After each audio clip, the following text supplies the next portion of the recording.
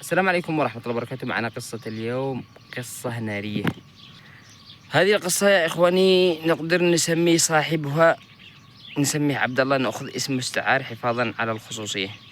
حصلت في ذمار. كان عبد الله هذا يعول أسرته، يشتغل في قطع الأحجار، معروفة بالجبال، قطع الأحجار بالكومبريشن، هذه المكاين وتكسيرها وقصها ونقلها لاستخدامها لبناء المنازل أو لتصليح الطرقات أو الجسور أو غيرها.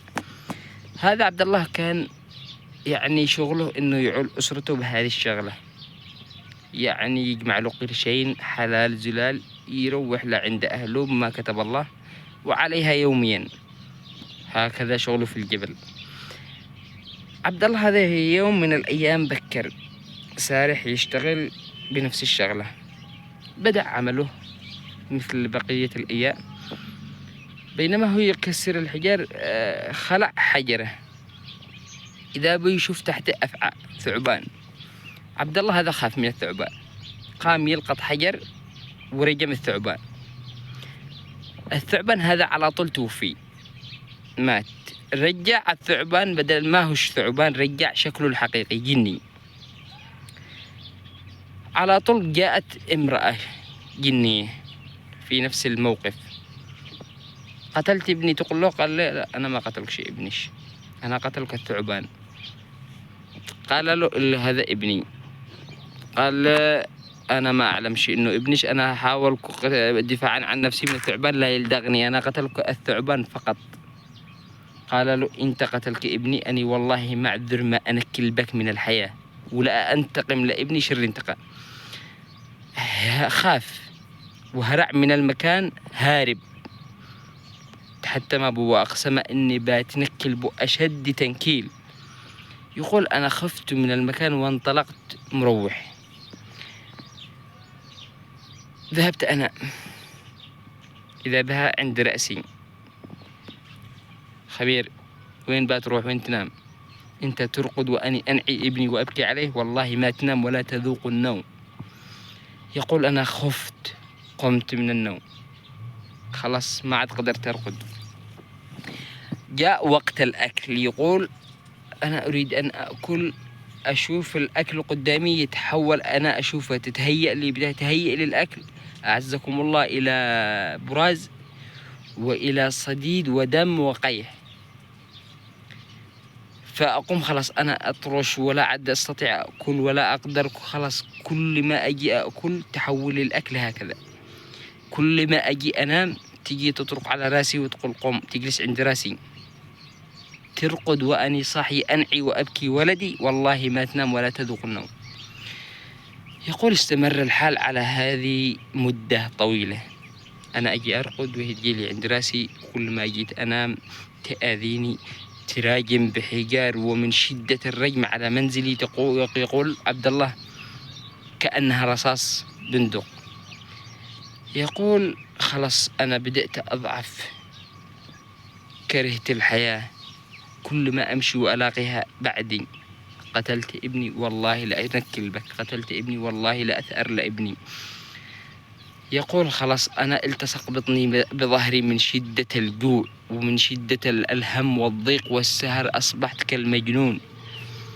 أنا أتمني الموت ولا ألاقي الموت. يقول في يوم أنا اللي صلي ما دريت إلا وفي رجال خلفي. كملت صلاتي، سلمت من الصلاة، إذا بي أشوف رجال لابس ملابس قاضي من حق بلادنا، ملابس طبيعية وكأنه رجل إنسي. يقول التفت إليه وقلت له من أنت؟ ماذا تريد؟ قال أنا من ساءني حالك، استأت من الحال الذي أنت فيها، لم أعد أنا أتحمل ما تعانيه أنت وما تلاقيه من أذية هذه الجنية. قال له من أنت؟ قال له أنا أشتي خلاصك وأريد لك الخراج وأريد أن أخارجك من الورطة الذي أنت فيها.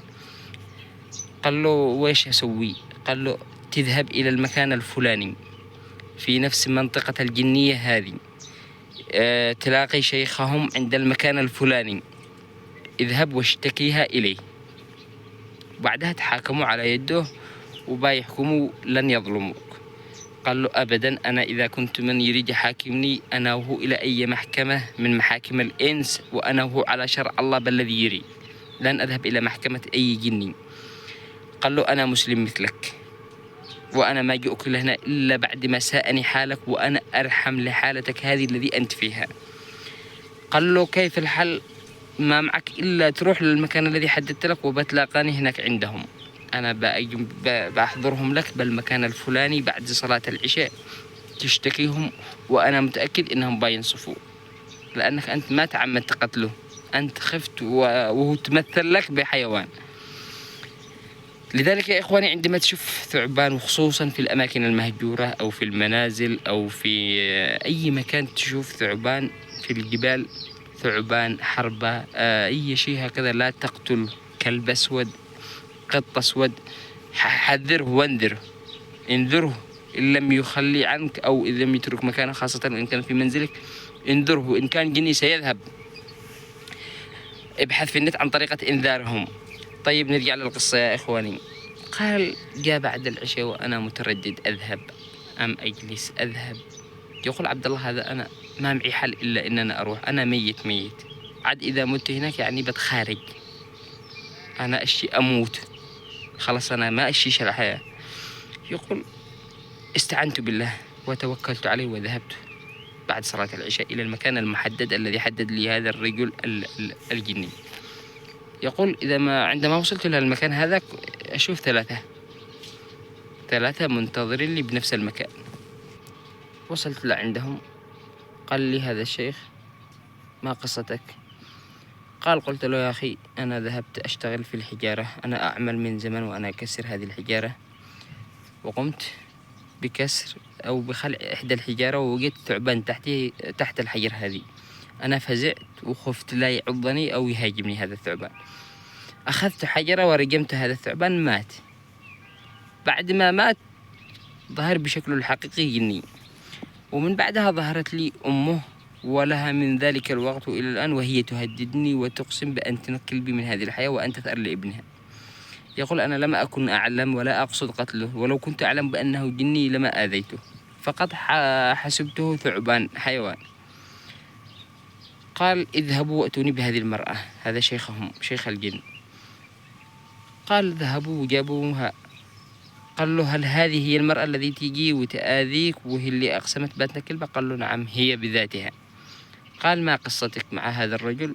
قالت له ذهب ابني إلى الجبل وكان جالس تحت إحدى الأحجار، فقام هذا بأذيته وتعدى عليه وأخذ الحجر التي كان يجلس تحتها، وأكثر من هذا كله قام يأخذ حجر ويقتل ابني متعمدا وقاصدا قتله. قال لا الشيخ، الرجل لم يقصد قتل ابنك ولم يؤذيه، هو يعمل في هذا المجال وهذا عمله. ما ذهب ابنش إلى عنده، إيش سرح يسوي؟ لماذا يتحول إلى ثعبان؟ كان يجلس بطبيعته، إيش سرحت ابنش لا عنده؟ هذا الرجل لم يأذي ابنش عمد أو قتله هكذا متعمد، إنما رأى ثعبان مثل أي إنسي يشوف ثعبان ويرجمه. المهم قال أنا بحكم عليكم، أنت تكفي أذاش عن هذا الرجل، وأنا أحكم عليك أن تدفع دية ابنها 300 فضة فرنسي. قال الرجال تمام، أنا بأقبل هالحكم هذا، أهم حاجة ترفع أذاها عني، وأنا ما عد أنام ولا عاد أقدر أكل ولا عاد أقدر أعيش، كرهت أنا الحياة. كل ما جيت أنام وهي بعدي، كل ما جيت أكل وهي بعدي، ما خليت مناسبة ولا عرس إلا وجدت تأذيني وتطاردني. قال ترفعي أذاش عنه؟ قالت والله ما أرفع، أني بأنكل فيه لحتى أثأر لابني وأقتله بعد ابني. قال إن لم ترفعي أذاش عنه بأنكل بش أنا. إحنا حكمنا لش بدية لأنه لم يقصد ابنش ولم يقتله عمدا. دية ابنش يعطيها تقسيط لمدة 2 سنين. الآن يروح يشتريها ويدفع 300 أي عفوا 200 منها، يضعها لكم تحت الشجرة الفلانية بعد صلاة العشاء في ينتظر ما فيش ولا شخص ويقوم يدفنها تحت شجرة، وانتو تقولوا تأخذي دية ابنش أو بنأخذها احنا ونسلمها لش، والمية الآخرة تخليها عندك في الطاقة حق منزلك، وإحنا بنجي عند غلاق السنتين نأخذها. قال طيب علم، أنا قابل الحكم حقكم وأنا أمشي عليه. أعطوه ورقة، قالوا له هذه ورقة الحكم تحتفظ بها، وإياك احذر أن تفتحها وأن تمسها أو تفكها، هذه ورقة حكم مننا، لكن لا تفتحها أبد، خليها عندك، كي إذا ذهبت مثلا تشتكي عند شخص ثاني من مشايخهم أو هذا، يعني قد صدر بحقها الحكم هذا، يعني مثل محاكم الإنس تماما. قال له طيب. خذ الورقة وهو لا يعلم إيش مكتوب فيها، وذهب وضع الورقة هذه بين ما أداة أبوه، بين البصائر حق أبوه. لم يخبر أبوه بأنه حط هذه الورقة عند أبوه. ذهب بن عم هذا عبد الله، ذهب إلى معبر، قال لازم أنا أستفتي وأشوف في قصة الدية هذه هل ندفعها أم لا. سرح إلى عند الشيخ محمد الإمام، سئله. الشيخ هذا محمد الإمام حفظه الله جمع المشايخ الذي عنده واستشارهم في هذه القصة، قال لهم ما رأيكم بما حدث، هل يدفع الدية أم لا؟ يتشاوروا. يقول الشيخ محمد الإمام، يقول ابن عم هذا صاحب عبد الله، يقول رجع أخذ يقرأ في أحكام وقضايا الجن، رجع لعنده وقال له يا أخي أحكامهم هي أحكام عدل وحق وملتزمين به، عليكم أن تدفعوا له الدية، يعني لتنقذوا ابن عمكم ولتسلموا أذيتهم. طيب يعني قال له نروح نشتريها، قال توكلوا على الله. رجع إلى ذمر وأخذ بن عمه هذا وأخذ واحد جنبه، وذهبوا إلى صنعاء. طبعا تنويه القصة حقيقية وواقعية، حقيقية 100%. ذهبوا صنعاء، طلعوا لصنعاء، دوروا الفضة هذه الفرنسي، ما ندري إيش من نوع فضة، أهم حاجة إنها 300، حصلوا منها 200. يقول لك طيب منين يجيبوا الباقي؟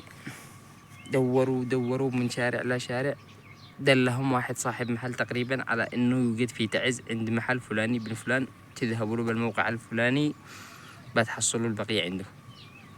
يقولوا مشينا إلى الفرزة وسافرنا طوال ليلة عز، بعد ما يقارب 7 ساعات إلى 8 ساعات وصلنا محافظة تعز، مرهقين تعبين، لكن إحنا نشتري الفضة خارج بن عمي عبد الله.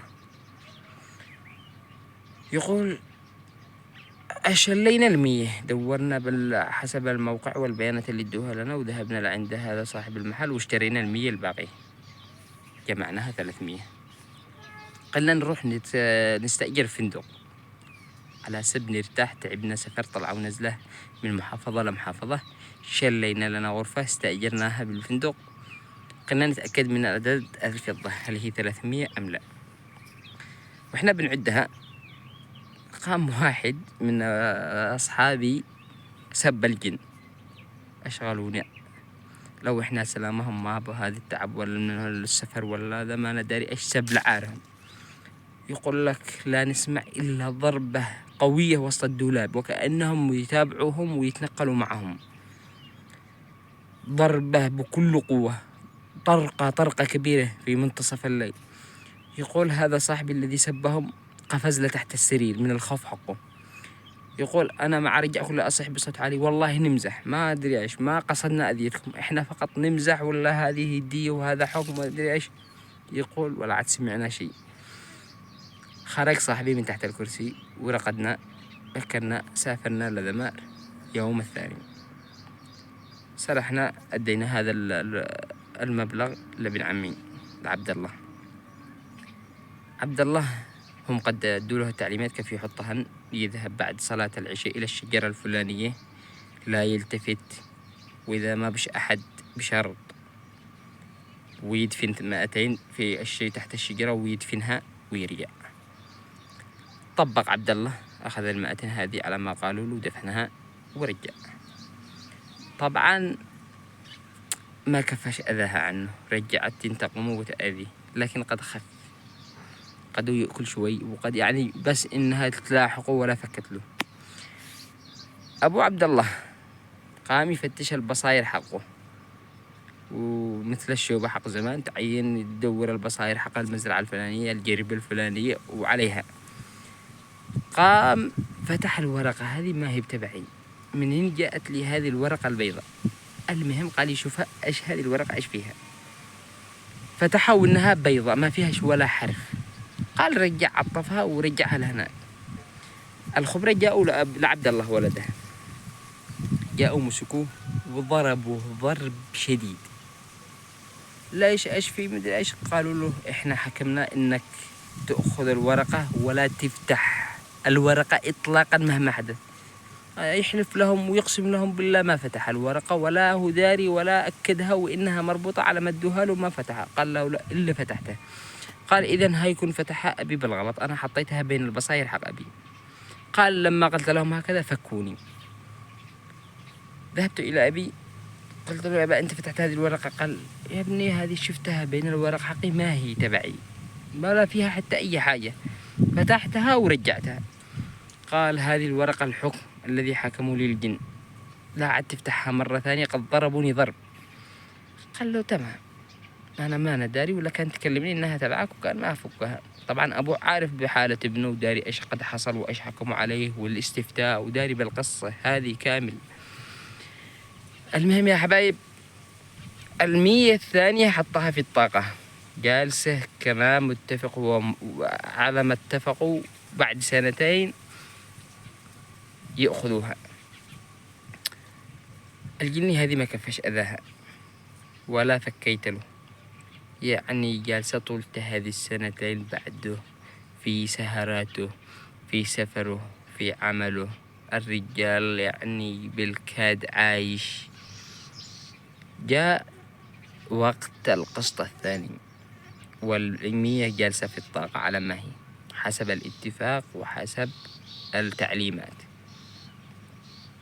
طبعا الرجال هذا بيتابع، يعني بيحسب يعني خلاص داري انهم بيجوا ياخذوها من الطاقة.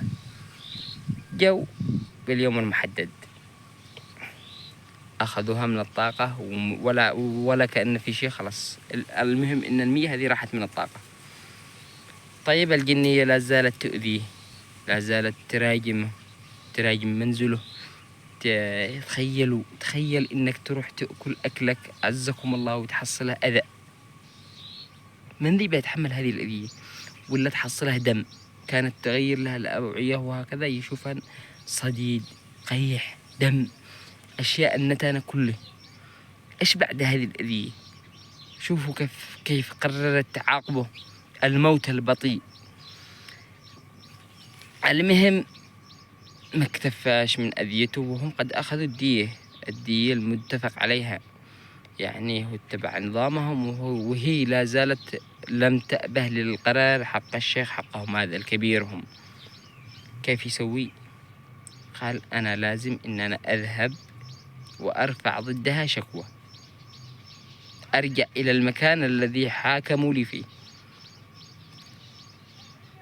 يقول ذهبت بعد صلاة العشاء، وصلت لهناك حضروا لي. قال لي الشيخ حقهم إيش الذي جابك؟ ما احنا انتهينا من قصتك وحكمنا وأخذنا الدية وفصلناها قضية بينكم وأنت تمتلك ورقة الحكم بيدك. قال له أنا طبق الحكم، أنا دفعت المبلغ 200 حطيتها لكم تحت الشجرة وقت الحكم الذي حكمت عليه، وذهبت من محافظة لمحافظة أدور 300 هذه ولا خليت مكان إلا وبحثت فيه، يلا جمعتها لكم. قال له طيب، وقال له وال100 الأخرى أنتوا أخذتوها من الطاقة من منزلي؟ قال له نعم، وإحنا اللي أخذناها وسددناها للمرأة. قال له لكن المرأة لم تكف أذاها عني، وأنت شوف حالتي أمامك كيف هي. قال لا زالت كما هي، فقط خفف حاجة بسيطة. قال له كيف؟ إحنا حكمنا وخلاص وحذرناها إن تلتزم بالحكم ولا بنعاقبها. قال والله ما انتهت. قال الشيخ هذا اذهبوا ودوا لي المرأة هذه. سرحوا لعندها قالوا تعالي، جابوها. قال لهم الشيخ اجمعوا حطب. قال جمعوا حطب، عملوا كوم حطب كبير. قال الشيخ قال لهم امسكوها. مسكوها، قال ولعوا النار في الحطب. شوفوا على أحكام. طبعا هذه قصة حقيقية، أنا ما جبت لكم مش قصة خيالية، قلد الله اللي يرويها مش أنا. المهم يا إخوتي، ولعوا النار في الحطب. يقول الشيخ أنتي تشتي تقتليه وتعمدتي قتله، بينما هو لم يتعمد قتل ابنش ولم يكن يعلم بأنه ابنش، كان يحسب حيوان، لكن أنت تعمدتي القتل المباشر لهذا الإنسان. الآن حكمنا عليش بالحرق في النار هذه، ارموها. يقول رموها في النار وهي مكبلة. قال الإنسي هذا عبد الله، يقول أنا أشاهد وهي تحرق وتتفحم قدامي. قال إلى أن تفحم وانتهى وحرق كامل. قالوا لي خلاص هل اقتنعت؟ قال لهم أهم حاجة يعني ما ترجع لي. ولا كيف؟ قالوا له ما ترجع، احنا حرقناها قدام عينك. هو يحسب إنها ترجع له ولا إنها تتهيأ له جديد ولا يجي حد هذا. قال تمام، أنا هذا الذي اشتو، أنا حتى ما كنت أريدكم تحرقوها، أشتي تكفوا عني أذيته وماذا وخلاص. عبد الله رجع بيته. يقول عبد الله هذا والله العظيم من ذلك اليوم إلى اللحظة ما جاءتني ولا حصلت لها أثر ولم أجدها في حياتي مرة أخرى بعد ما حرقوها. طبعا هذه قصة حصلت في ما قلنا لكم، والقصة حقيقية، ويرويها أحد الطلبة الذي كانوا موجودين وسمعوها من ابن عم عبد الله الذي حكاها وطلب فتوى من الإمام محمد الإمام. سبحان ربك رب العزة عما يصفون، وسلام على المرسلين، والحمد لله رب العالمين. أخوكم أبو أنس مالك العشاري. إن شاء الله هيكون هذا القصة بداية قصص حقيقية.